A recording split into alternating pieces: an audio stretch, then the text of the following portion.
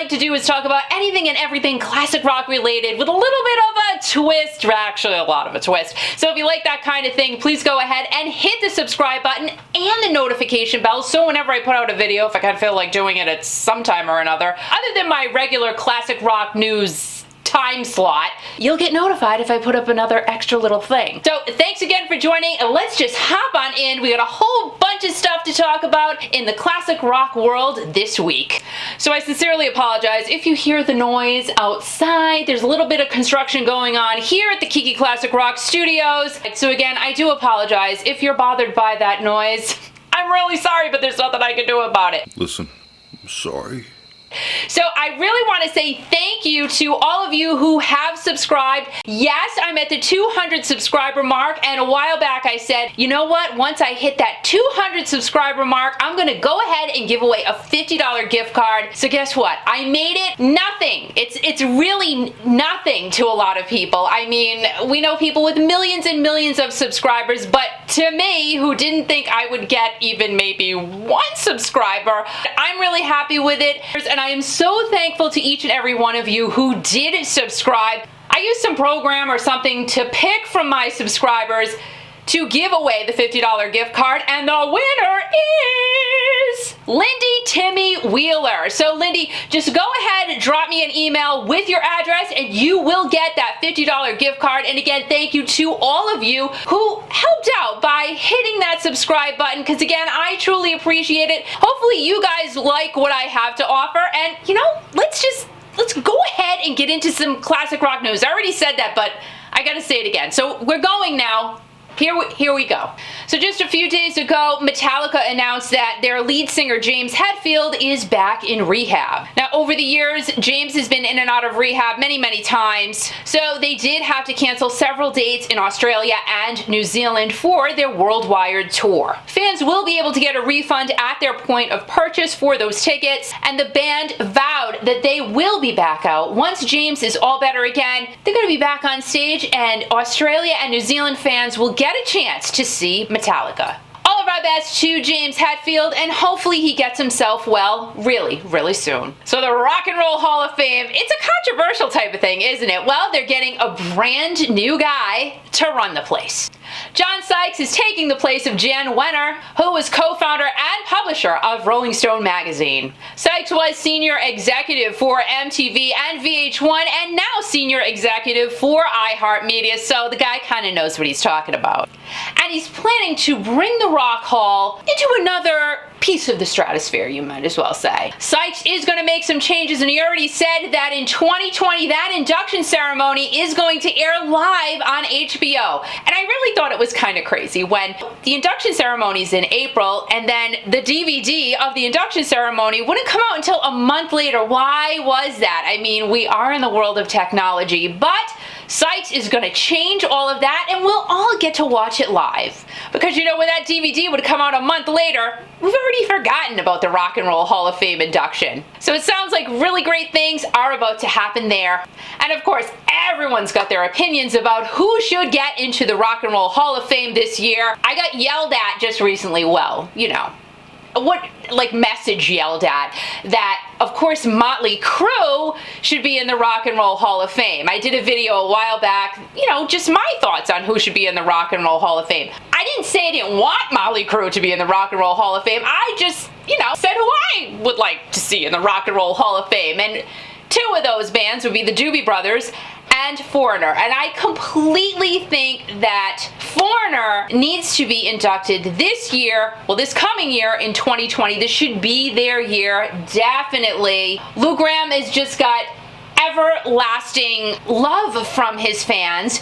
He's still out there performing, even though he said he was retiring. He's still out there giving it up for all of us. And Mick Jones, you gotta hand it to him too. He is still on tour with Foreigner, and Kelly Hansen just slamming it for Foreigner, bringing the energy, bringing the sound. So yeah, I just have to say, my top pick, mine, doesn't have to be yours, but my top pick for this year's Rock and Roll Hall of Fame induction, definitely Foreigner should be in there. But remember guys, there are tons and tons of bands and people, Pat Benatar being one of them, who have never been inducted, but they should be. Listen, the voting starts this month. you can go ahead and voice your opinion and cast that vote, and as soon as the info comes up, I will let you know, and you can vote every single day if you want. So again, getting pumped up, primed, and ready for 2020's Rock and Roll Hall of Fame induction. So another giveaway today. Like, really? I told you, there's just so much between last week and this week. Tons and tons of stuff going on. Well, we've got to do the Joan Jett giveaway like I promised last week. So my question to you was, what is the guitar that Joan has used the most throughout her career? I wonder what guitar she plays. And the answer is... Dun, dun, dun, dun, it's the Gibson Melody Maker! That's right.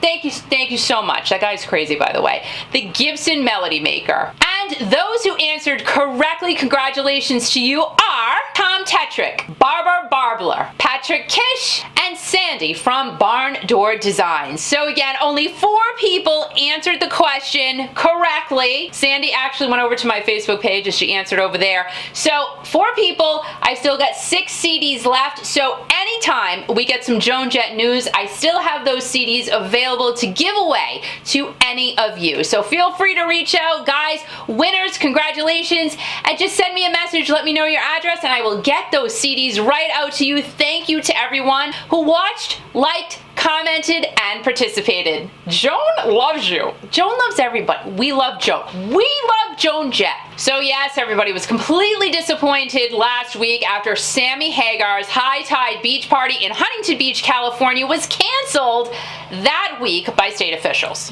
I guess what happened was organizers of the event didn't pay a bill. Isn't it always, it's always about the money, honey. Let's face facts here. So they didn't pay a bill, and state officials said, you know what, we're not giving you the permit.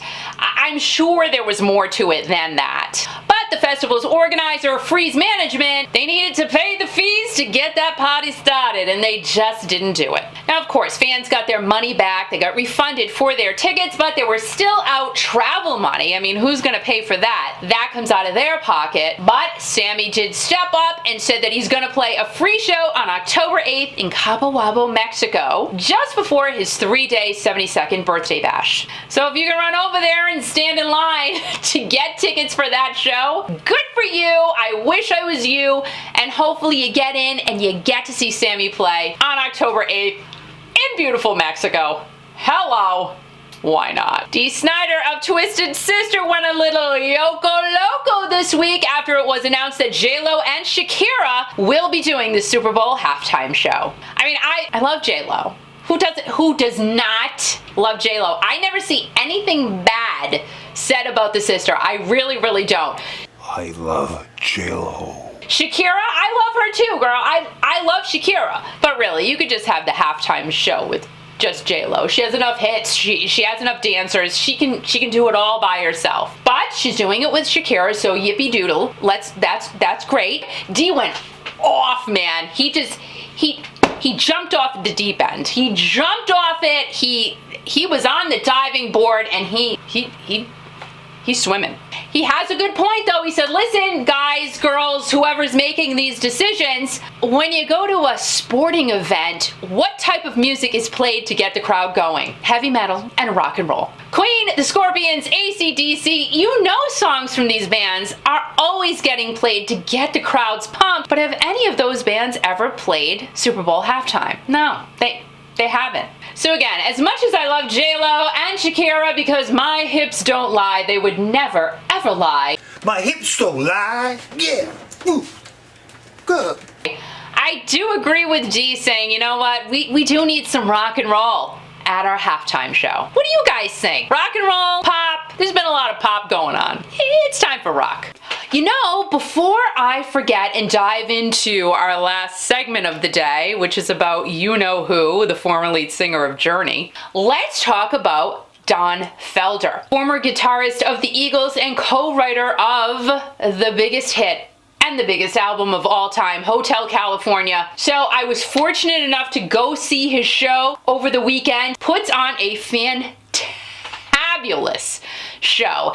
And just like I saw Alan Parsons a few weeks ago, he is surrounded, Alan Parsons and Don, they are surrounded by amazing musicians. Don's show, again, I didn't know what to expect. I'm like, oh, maybe it's going to be a lot of his new songs from his newest album, American Rock and Roll, but it wasn't. It was mostly Eagles songs. He did play 2 songs from American Rock and Roll, and they are awesome. They are high energy, really, really good. American Rock and Roll, I will put the link in the description box for that album. You can go and check that out. But man, when he started singing those Eagles songs, like, you really felt it right here. He sounds amazing. He looks amazing. And again, just the fact that the musicians he has surrounded himself with, it truly makes you feel like you are listening to the Eagles. That's how good this band is. And Don's guitar playing, stop. Just stop it right now. I can't. So good. And I got a chance to talk to him for a few minutes after the show, and I asked him about Woodstock because when I interviewed him, we had a very short amount of time to chat. So I said, Don, you were talking about Woodstock because Woodstock was an inspiration for his album, American Rock and Roll. And I said, so were you at Woodstock? And he said, oh yeah, I was at Woodstock. I got there the day before. We were able to go in a van that was pretty comfortable to sleep in, it sounded like.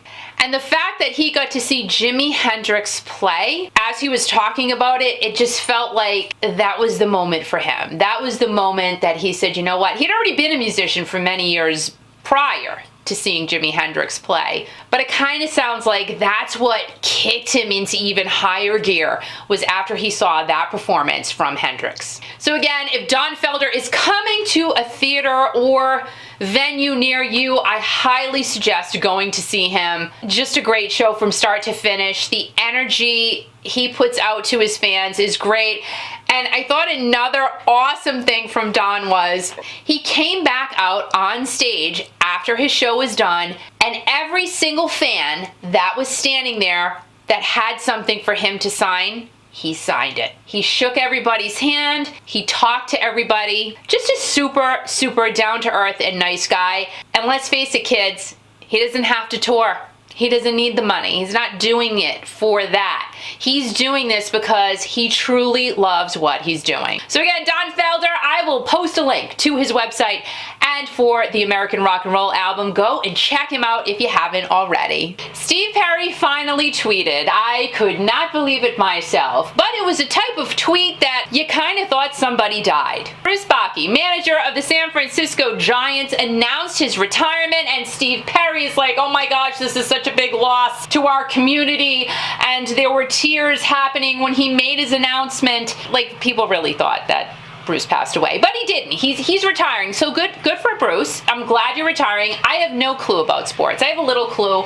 It's very small though. It's real, like the window is this, it's closed, really. It's not really, my sports knowledge is not really there. Rock, yep, I can do that, but sports, not really. So I'm glad Steve tweeted. I'm glad he's okay. I'm glad he's out there. And you know what? He's sad about Bruce Bakke retiring, but we're happy because you know why? You know why we're happy? We're happy because it's time for Steve Perry Pastry Tribute. What do you think? So again, my bakery of choice is Borelli's Bakery here in Coventry, Rhode Island. I love them. They do make wonderful, wonderful desserts that make your hips lie, not lie, and grow bigger. They really, really do. So if you ever get to this part of town, Rhode Island, we gotta talk like that. Stop off at Borelli's and get yourself a little snack. So this is what I chose today. I chose, oh my gosh, this is good. Wait till you see why. Wait till you see why this is good. This is called, now don't fall, man, don't fall. A peanut butter bomb. Peanut butter bomb. And I liked it because of all the squiggly things on it. I thought that would be an interesting thing to eat in honor of Steve Perry today. So it's surrounded by chocolate. It's got some nuts on top. And again, some squiggly peanut butter topping. Oh, the noise stopped. Thank you. So I'm going to take a bite in honor of Steve Perry. And I have to tell you, I have a spoon, not a fork, because I couldn't find one. Now, I just broke into it. Can you see the delectable interior of this peanut butter bomb? It is, again, we get a lot going on here. Now, why did I choose a peanut butter bomb before I eat this? I chose a peanut butter bomb in honor of Steve because Steve is the bomb. Let's face facts here. And I don't know if he likes peanut butter. To me, he looks like he would like peanut butter. And I think he likes chocolate. Again, I have no idea. I really don't. But I think he would like all of these things together in one bomb. So let's try the peanut butter bomb. Steve, this tasting is for you.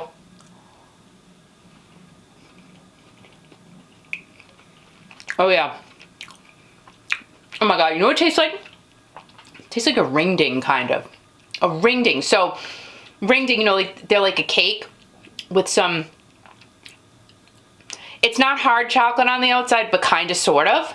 That made absolutely no sense. But we gotta dig into this interior section and see what's going on. Oh, it's soft. That's soft right there. That's soft. So let's see what's in there. I bet, I'm gonna guess, it's like a peanut butter cream thing. Oh, I just lost a tooth. It's so sweet. That's good. That's really good. So Steve, this peanut butter bomb is being eaten for you this week. And guys, you know, if you don't have a peanut butter bomb near you, maybe just a brownie or a Belvita cracker. Something. Eat in honor of Steve today. I toast to all of you. Happy Steve Pastry Day. Yeah. Guys, thanks so much for hanging out. I truly appreciate it. Have a great day, a great night, a great weekend, a great everything. And as always, remember, most importantly, to keep rocking.